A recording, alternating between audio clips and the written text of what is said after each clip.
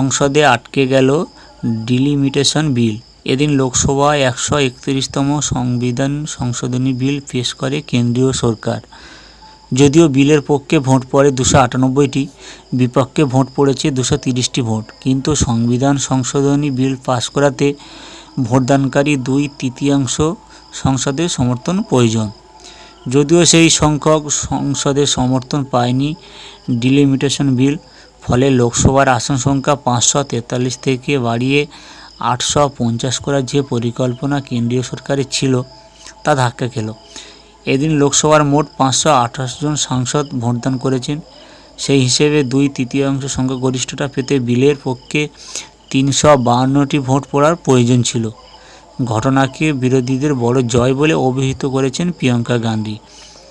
মহিলা সংরক্ষণ বিল নিয়ে এর আগেই কেন্দ্রকে আক্রমণ হানেন সাংসদ প্রিয়াঙ্কা গান্ধী।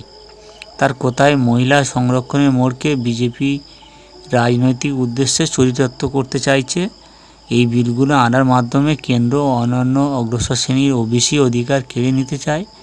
এর আগে নারী সংরক্ষণ বিল নিয়ে প্রধানমন্ত্রী নরেন্দ্র মোদীর দেওয়া ভাষণে কড়া জবাব দিতে গিয়ে প্রিয়াঙ্কা বলেন, বাস্তবে এই আইনটির সঙ্গে নারীদের কোনো সম্পর্ক নেই।